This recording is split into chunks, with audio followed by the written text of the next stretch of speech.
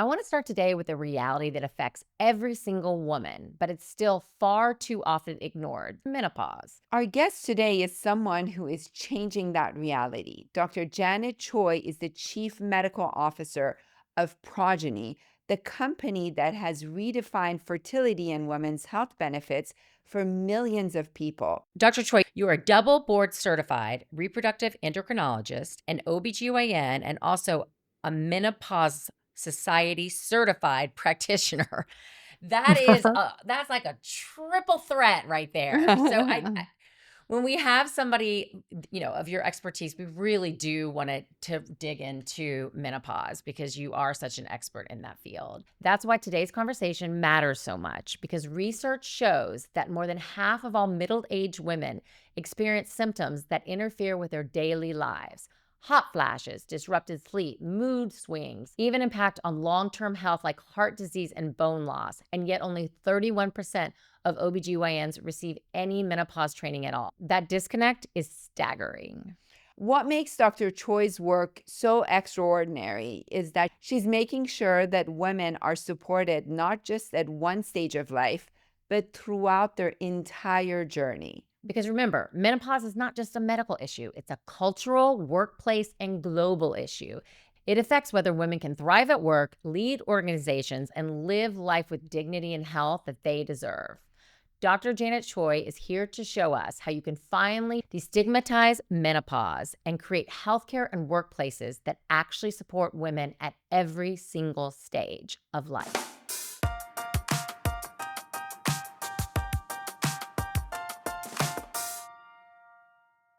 Hello, SheMD listeners and viewers. We have the great privilege of having Dr. Janet Choi. She's the Chief Medical Officer at Progyny, the company that focuses on women's health throughout their life. Can you just tell us in one sentence what Progyny's mission statement is?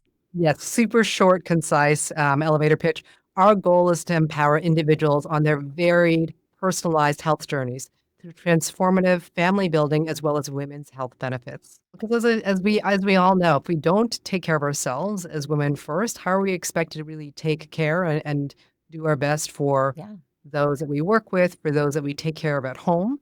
It really begins with us. So I think today we really want to dive into menopause because you're a menopause expert. I learned a lot when I was doing the research for this episode too, and I wanted to actually ask both of you.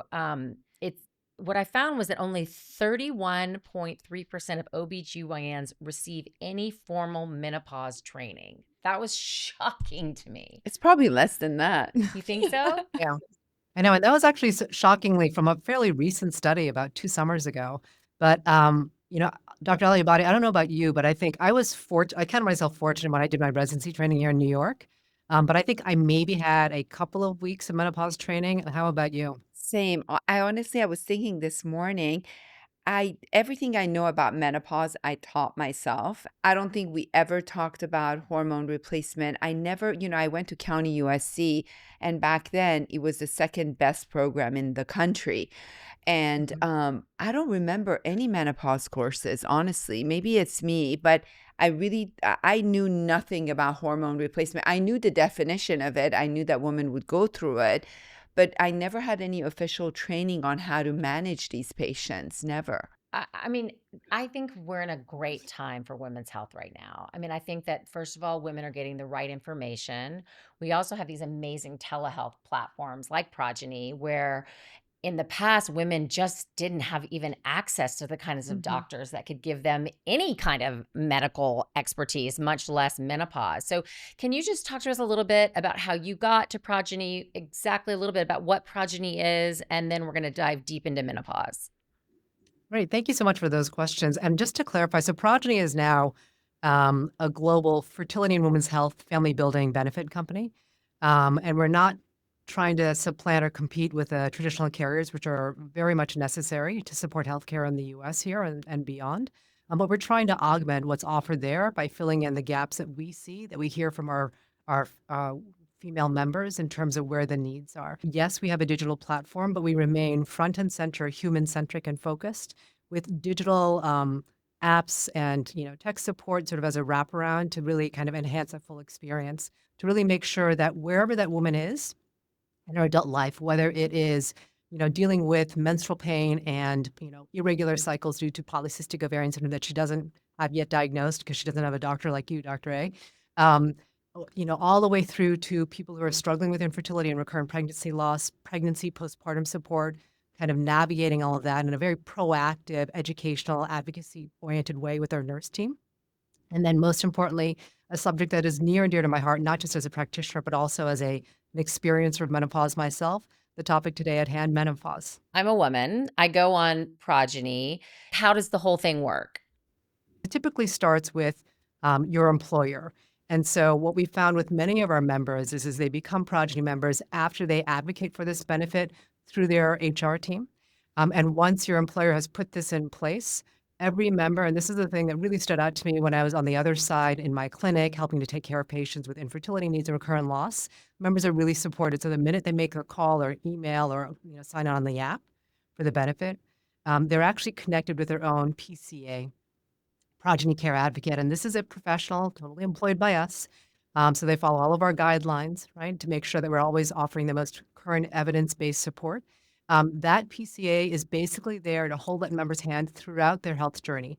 Whether it is right now I'm 28 and I just want to freeze my eggs, I want some advice on how to really optimize my preconception health, all the way to I am 39 and my cycles are wackadoodle. I'm having hot flushes, but I just read about this benefit through my employer. Let me talk to one of the menopause nurse educators on the Progyny team. I'm just curious to know, as a patient, what does that patient journey look like? So it depends on where they are on their health journey. So since the, October is Menopause Awareness Month and we're going to be focusing on menopause, let's take, for instance, Sue, a fictitious, model, but again, an amalgamation of all sorts of different patient experiences. And let's say she is 45. Let's say she is an executive at her company, and she has never missed a day of work, but over the past 6 months has gotten increasingly short-tempered, impatient at work, finding that she's in the middle of a presentation with her colleagues, lost a word, lost her train of thought, is terrified she's developing early stage dementia, also having palpitations. So over the past 6 months, she's gone to the emergency room twice because she's convinced she was having an early stage heart attack. She was sent home with reassurance that she just needed some anxiety medications. And turns to her gynecologist, who was great in supporting her through her 2 pregnancies previously. But because of the way that the gynecologist, time and was scheduled and structured, she had about 15 minutes of time with her. And as much as the doctor wanted to be able to serve all of her needs, there was, all of the pap smear, the breast exam, all the other health maintenance issues, and that these symptoms that she's worried about got pushed to the wayside. So let's say Sue's employer, during open enrollment or during a myriad of different like ERG presentations, talks about this new Progyny benefit. Sue can then access through an employer-specific number or through the email access or the digital portal, our Progyny benefits, get connected to a Progyny PCA, again, a Progyny Care Advocate, and remark that she's really interested in our menopause support product. And actually, I'm kind of thinking that gave me some time to sort of think about different ways the messaging is dispersed and disseminated through the employer groups. And I have to say, one of the other favorite things in my role here at Progyny is I get to speak a lot externally and kind of educate women with these different employers, whether they're current clients of ours or not, about what menopause really is. And because you say it follows the woman throughout her journey, so the same could be true if she has painful periods and has to miss work, all the different things that women go through. It's the same process, and you send her to where she needs to be. So to be very clear, let's say that woman has super painful periods, has been trying to conceive for about 24 months, and she's 33 and she is wringing her hands. Obviously, it's incredibly stressful, suffering infertility along with chronic pain. It's a double whammy. It's like a punch in the gut and a slap in the face at the same time while you're trying to juggle your life. And so what that member would do is she would get connected to one of our PCAs. And if the PCA had a conversation, and these members actually develop these very tight, trusted long-term bonds with their PCAs. Those who go in to get pregnant will sometimes name their babies after their PCAs. That's how close that relationship becomes. So it's not some AI chatbot. It is a human being who's a trained professional support that member on their journey. But in that kind of scenario, that member would get connected to one of our vetted reproductive endocrinologists. And let's say she has a partner who's a male who has sperm issues. He could then access our benefit because we don't want to ignore the males who need a lot of support with a vetted reproductive urologist, a male specialist in our network. If somebody is calling earlier in their life and they're like, I'm not interested in egg freezing or fertility, I just really have really terrible, painful, heavy periods, they could access our PCAs for education and advice in terms of where to seek care. We don't have yet a network of general gynecologists to connect women for those needs, but we do have a team of PCAs to support that member even in those early stages of their adult life. So the PCAs, are they physicians or they're just coordinators? So the PCAs are actually full-time employees of Progyny, and their professional licensures and background vary widely from we have licensed clinical social workers. We have nurses, both from the maternity aspect on our pregnancy program, as well as fertility for those who are suffering infertility issues, to those who are actually also menopause educated and aware to support our members going through perimenopause and menopause. We also have a team of other professionals who serve as PCAs, whether they are adoption specialists or embryologists or genetic counselors. So it's a huge array of professional experiences that our members can access and tap. That's amazing. As you know, women get Yeah. dismissed. I'm so glad there's a platform like yours where they can come in and their complaints are taken seriously. But then Right. who's training these doctors who work for So Progyny? we're that's a great question and really important. So we actually have, for all of our new employees and also constant updates, training on the interactions, the key subject matters that they may encounter with the members they're serving. The scripting has been created by our clinical team, which includes myself, members of our medical advisory board, and our provider network. And then we also have ongoing QA and QI through AI summaries that our clinical teams review and determine when we need to potentially course correct. The scripting we've also developed on the pregnancy side includes as well clinical consultation and advice from a reproductive psychiatrist that we partnered with along with the maternal fetal medicine to make sure that, again, just to be very clear, our PCAs are not providing the care. They're providing the support and the navigation and helping those members in a very efficient timeframe access the medical care they need if they request it. And sometimes it's a matter of the PCA talking to that member, hey, and point out to that member, hey, you've been going through these symptoms, hot flushes, weight gain, your cholesterol is through the roof for about 3 years now, and I know that you didn't really have much success with your primary care provider, but let me try to connect you with one of our menopause specialist providers. I think you'll have a very different and positive experience. And are you able to prescribe medications? The physicians who are our partner physicians, our reproductive endocrinologists and menopause specialists, absolutely. That's amazing. How do I know if I need hormones, and how do you prescribe hormones? How do you decide the dose, the amount, the kind? So I'd love to hear from you, and then I'd also love to hear from And you. let's start with the definition, Yeah. if you don't mind. So hormone therapy, or now the more updated acronym is MHT, menopause hormone therapy, typically is some form of estrogen.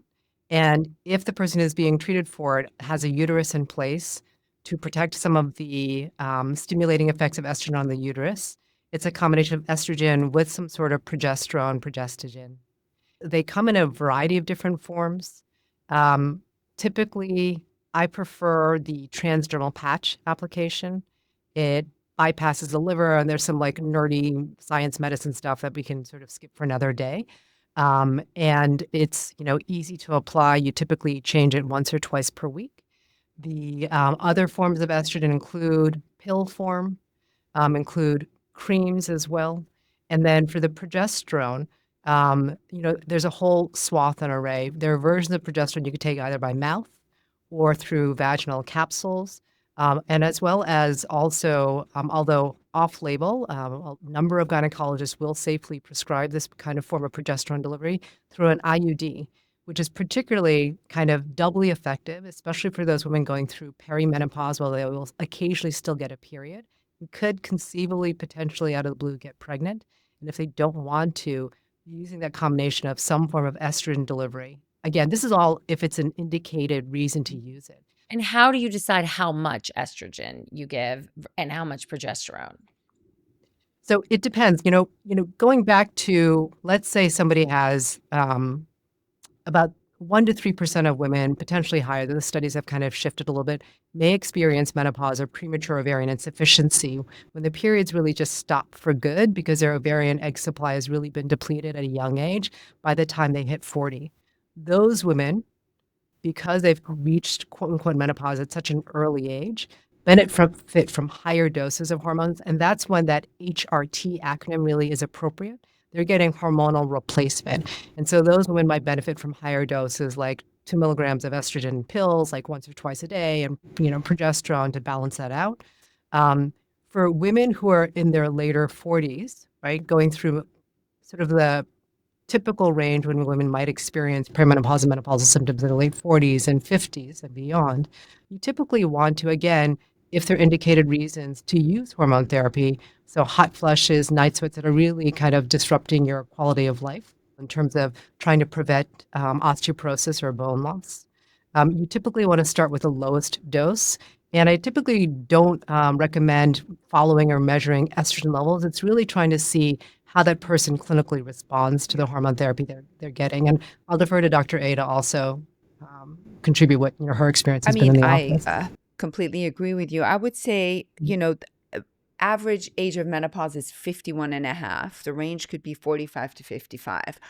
So 7 to 10 years before menopause, women can go through perimenopause. You can technically have someone at 35 who's perimenopausal, or you can have someone who's 48 and is perimenopausal. We go by symptoms. You don't really need to chase after hormones. Obviously, you want to make sure there are no other underlying conditions, like let's say thyroid disorder. You want to make sure the hormones are all normal. But if they present, let's say at 40 with hot flashes, night sweats, mood changes, sleep disturbances, and the list goes on and on and on, irregular periods, and you don't have to have all these symptoms to be perimenopausal, then we start treating the symptoms. Right. A lot of patients in their 40s, especially women who've had C-sections or multiple vaginal deliveries, their walls of the uterus become very glandular. And for specifically for patients who have fibroids or they have adenomyosis, their periods or their perimenopausal can get heavier and heavier, and it's really disruptive. For those patients, you can either choose to put them on birth control pills, but I love progesterone IUDs, as Dr. Choi was mentioning. When you put a progesterone IUD inside the uterus, you can make these periods lighter and less painful. So symptomatically, you help them bleed less and their quality of life really improves. However, if they still have night sweats and hot flashes and they complain of other symptoms, with a progesterone IUD, you can add the estrogen patches. And like she said, it depends on their symptoms. Sometimes the younger patients who have no periods and they have severe symptoms, I might start at an average dose on the patch, Which is but what? like 0.05 of a Dottie patch I use, or an estrogen patch. But for someone who has mild symptoms of hot flashes, I might go to the lowest dose. It's always good to start with the lowest and bump it up, then start with a very high dose. The only other thing I would add is that even for patients who have progesterone IUD and they're on estrogen patches, and they're still complaining of sleep disturbances, which is very, very common, and it affects up to 60% of women going through perimenopause and menopause, those patients can still take the micronized progesterone at night, because the micronized progesterone, which is a more natural form of progesterone, if you take it orally at night, it will help them sleep better and it will help with their mood. So the anxiety, the irritability can improve with that progesterone, even if you have a progesterone IUD in. Okay. And then how do you know if you have too much estrogen? Are there any signs that oh my God, your dose is too high? Are there any symptoms? Yes, sometimes patients start having one of the most common ones, breast tenderness. Tenderness. You can start to have also erratic bleeding, even on low doses of estrogen. Sometimes you can just get breakthrough bleeding, spottiness. You don't want to start it right away at a very high dose. It's always good to start low And if the patient still comes back and says, I'm still, my hot flashes are better, but I'm still waking up, I still have night sweats, then you bump it up. I usually start at 0.025 or 0.05. So I'm still a perimenopausal woman. I still get my period, and I didn't even think about it because I don't have hot flashes. I'm 54. I definitely have mood swings. And you have 5 patches on you. And I used to have 5 patches until I met Dr. A. She's like, isn't more better? I'm like, no. And you both said that it's really symptoms. So you really treat the symptoms. Right. So, because it's hard, your estrogen's going like this all the time. Exactly. And you need to know what time during the month to take that test and all of those things. The only other thing, you brought a very good point up. So when you first start hormone replacement therapy, the first 3 to 4 months, it's okay for you to have irregular bleeding or spotting because your body is just getting used to that hormone replacement. If, let's say, you have someone who's menopausal, hasn't had a period for a year, you start them on the hormones and they call you back after 2 months because they're bleeding irregularly. Usually what I tell my patients is beyond that 4 months, as long as you're using your patches regularly and you're taking your pills on time at night, if you keep having bleeding, then that's a sign that you have to go to your gynecologist and you might need a biopsy of the lining of the uterus just to be safe. So you can't indefinitely have irregular bleeding on your hormones. It needs to be evaluated. It's okay when you first start to have it, but if it's an ongoing issue, then you do want to go to your doctor and ask for a biopsy or an ultrasound. That's why for me, it's so important. I think it should be mandatory for postmenopausal or perimenopausal women to get an annual pelvic ultrasound. Okay, Dr. Choi, what do you think about testosterone? Never, ever appropriate to give a woman testosterone injections or pellets. I agree. There's a whole long list of potential serious permanent health complications and side effects. I don't want to fearmonger, but I just wanted to put that out there. Let's talk about redefining menopause. It's so much more complex than hot flashes. And I think so many times the conversation is all about, I have a hot flash. I don't have a hot flash. I've never had a hot flash. I know so many of my female friends that don't have hot flashes, but we've got mood swings. We have sleep disorder. We have to pee all the time. Can you talk to us about that, Dr. Choi, and how you're trying to change that narrative and how Progyny is helping that? So again, I think it's focusing on very much in line with the mission that you have with the podcast that you're leading here with SheMD, is really making sure that we're empowering women on their very personalized, individualized health journeys. And right now we're talking about perimenopause through menopause, and educating them with the appropriate information, the appropriate references and studies. I always tell patients, that you know your body best, learning to really understand, not dismiss, even if you're, the provider that you go to might dismiss them, then it's time for you to find another provider, not to dismiss when things seem off, and understanding what options are available for you based on your specific needs. So yes, you're right. Not every person has hot flushes, but it's the kind of thing that I think, I wonder, and I'm curious to hear what the two of your opinions are about this. I think it's something that's, in this society, aging, especially amongst women, at least until recently, was sort of, looked down upon, was considered sort of a thing of stigma. It wasn't, people didn't want to highlight it in the workplace, still don't, by the way, in many cases.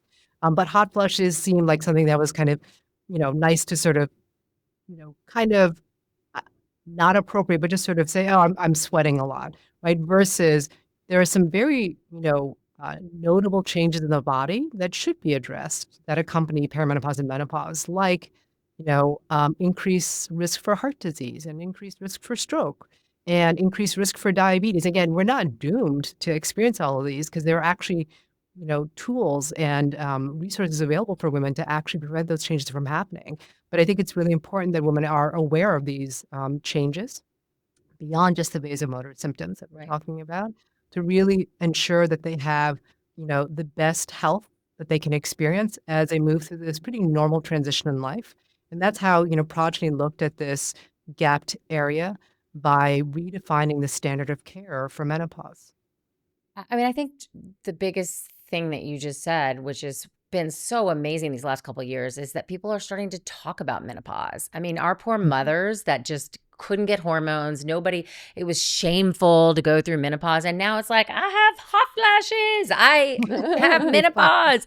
But what are some of the most misunderstood aspects of menopause that you wish every woman would know and that you're trying to change on Progyny? There's a whole litany. I think, um, one of the myths is that, menopause only affects women of retirement age. So in the workforce, we don't have to worry about or make accommodations. Totally not true, as Dr. A had already mentioned, and we've seen with patients, through the years. It can set in as early for some women in their like mid to late 20s or their 30s or 40s with perimenopausal symptoms and continue for more than a decade for some women. Um, Another myth is that, going through menopause means you're absolutely going to gain weight and lose height. That is not necessarily true. But a lot of people will come to us asking for support because they have maintained the same diet for years and years, same exercise regimen, and now they're putting on 5 to 7 pounds of abdominal weight, which puts them at higher risk for other health issues. So they're like looking for help. And the other thing also I think that's really important is a myth to bust is that menopause means the end of your youth or vitality, of being visible, of being noted. That's actually a very infuriating myth. And I'm really glad that the three of us are here to actually flip that and actually sort of support the concept, which is quite true, that menopause is a normal life transition, where if we're properly supported as women, it can be a moment and a continuum of celebration. Well, and I also like right now, here we are. I don't know how old you are, but I'm just gonna flat out tell you how old we are.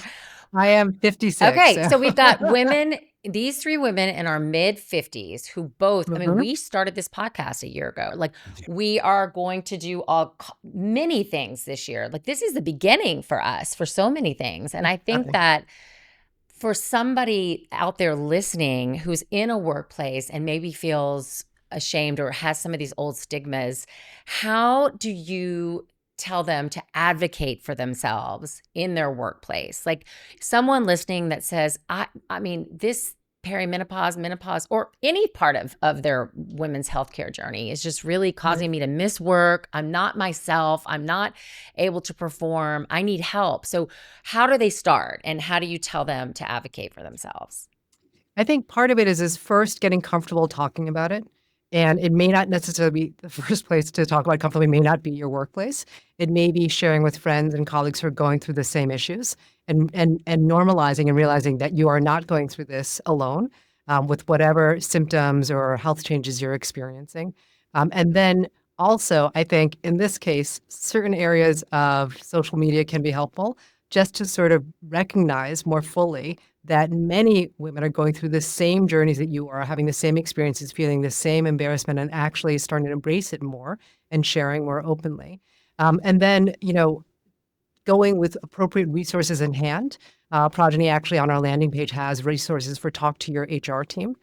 Because if you don't have the proper support in place, and again, may not be that your employers are unconcerned, they just may not recognize how large the need is. I also think it's particularly exciting that there are some countries and actually some states in the US that are moving to kind of legislate employer support for menopause issues, in the workplace.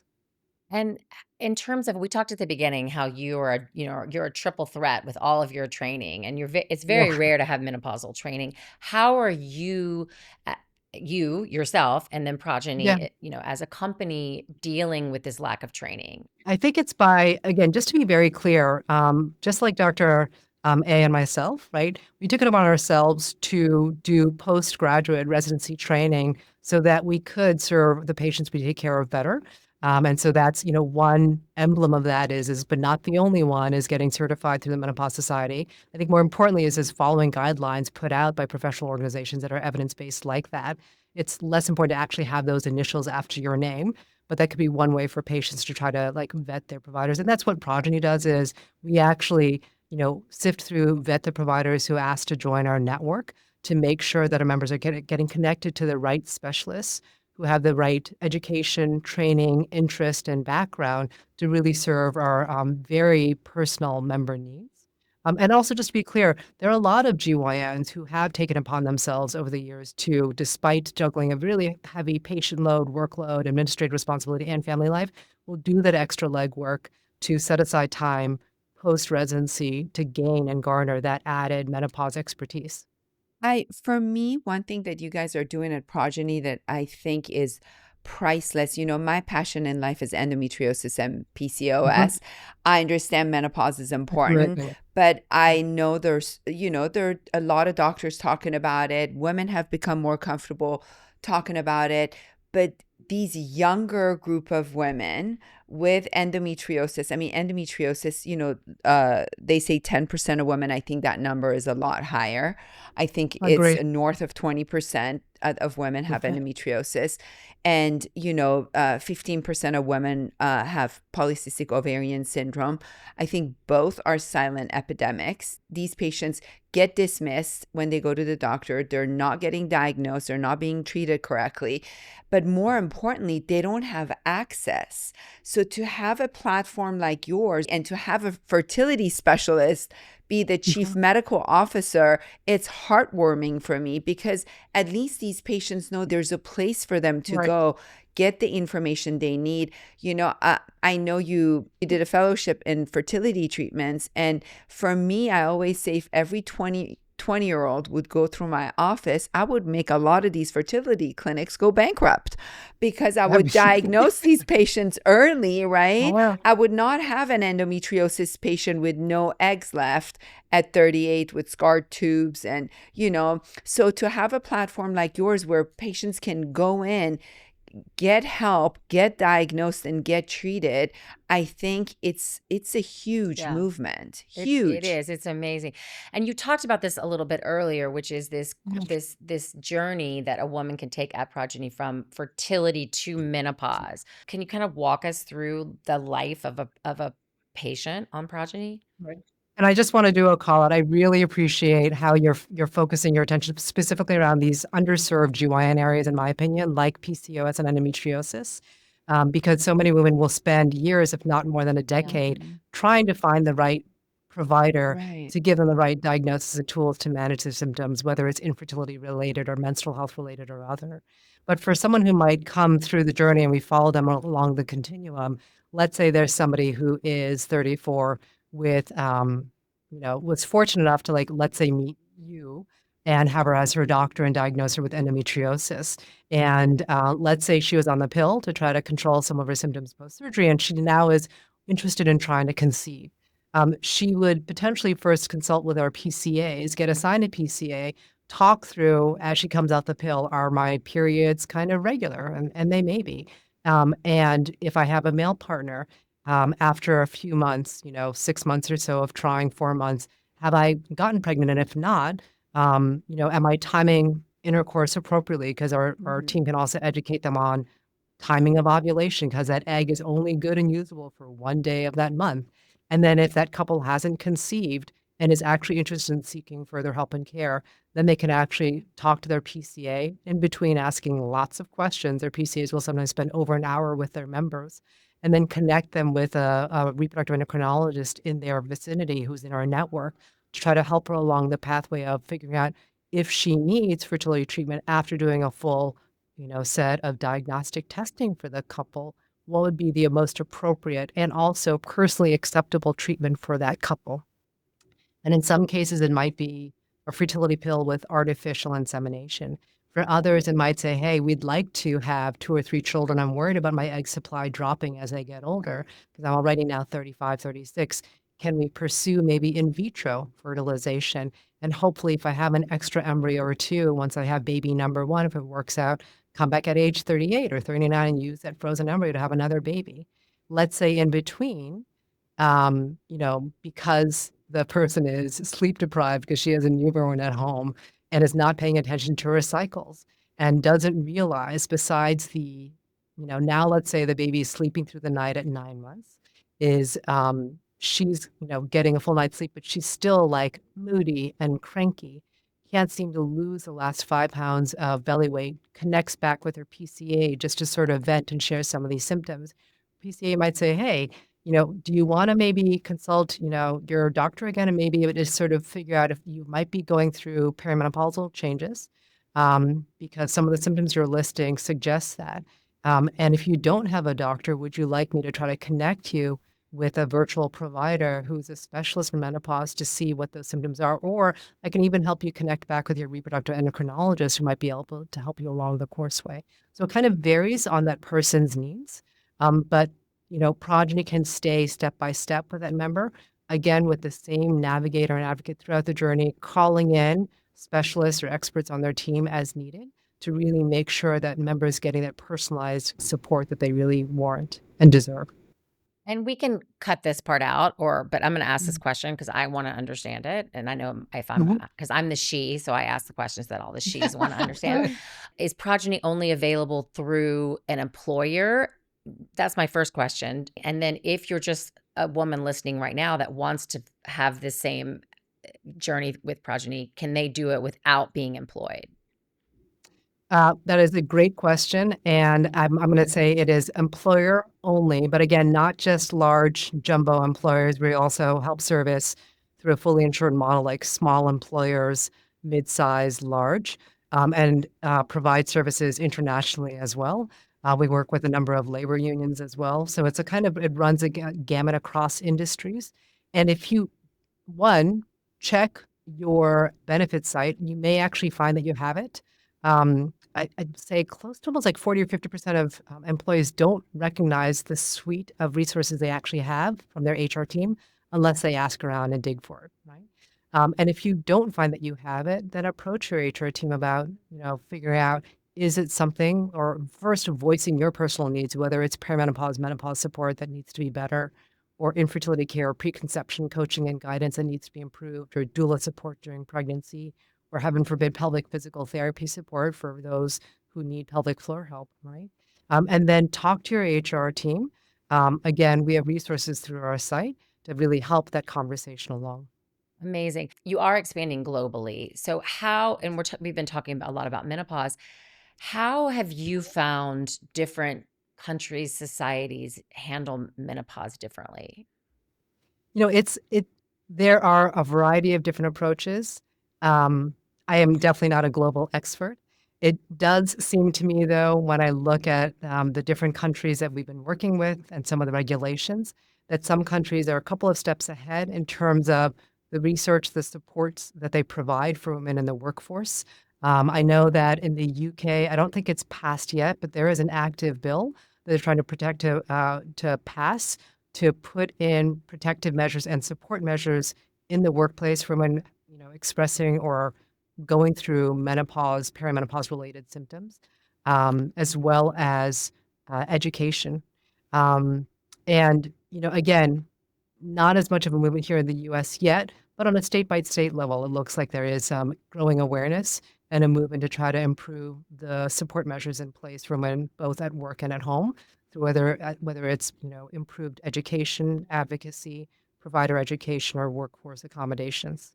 Well, I mean, if you look at the stats, 1 in 10 women leave the workforce because of unmanaged menopause symptoms, and it's $150 billion a year in lost productivity. So to me, this is it's crazy as an employer not to do this. I mean, you're gonna you just look at It these seems like a no-brainer, right? Right. yeah, exactly. So as we leave, I just wanted to just ask Dr. Choi, can you just give us your 5 key takeaways as we end this podcast? 5 key takeaways. Every woman is going to experience menopause. It may not be the average age range at hit you at 51, and actually the symptoms can start well before then, including like 5 to even sometimes 7 or 8 years beforehand. Can affect women as young as in their 30s. When menopause does not have to be suffered through, there are increasingly, and this is really heartening, more and more, there's an increasing public awareness, education, advocacy movement. Again, we can keep on doing better. But we're trying our best to sort of make sure that women get that specialized care need and providership and medical support that they need along this pathway. Life doesn't end with menopause. It actually could be a new beginning. Another takeaway is that relationship, intimacy, sexual health does not need to actually fizzle out going through perimenopause. It actually could be a rejuvenating period. And there are resources available for that as well. So you guys have this amazing initiative for Menopause Awareness Month, which is going to help, I think, so many women. Thank you for doing all that you guys are doing there. And then if you had a magic wand and could implement one thing in the workplace for women with menopause, what would that be? Really enforced, supported workplace accommodations for women who have needs. Again, as you pointed out, not every person has bothersome symptoms going through menopause, but having access to those tools so that a woman doesn't have to face early retirement would be beneficial, not just for that woman and the family that she's caring for, but also for her employer and the general, I think, economy at large as well. I would add to that, make it mandatory for companies to have platforms like yours where women can actually take a break for a half hour, make an appointment, and address their symptoms and have a professional help them. Because if you help these patients and if you diagnose them and treat them, they should not have disruption in their workflow. So, Absolutely. that's why it's so amazing what you guys do. And I wish it was, it was Standard of care. standard of care. Or, Well, that's what we're trying to make it. yep. Yeah. I think that this is another example of what we talk about on this podcast, which is fight, fight, fight for yourself. If you are working at a place, big or small, and this is not available to you, go to your HR and fight for it, because we all deserve the best medicine, the best care. And it sounds like that's really what you guys are doing over there. So I really appreciate you. Absolutely. And thank you so much for coming on the podcast today. Thanks so much for having me. Really appreciate your time. Thank you for everything you do for women. Oh, thanks. Same to you.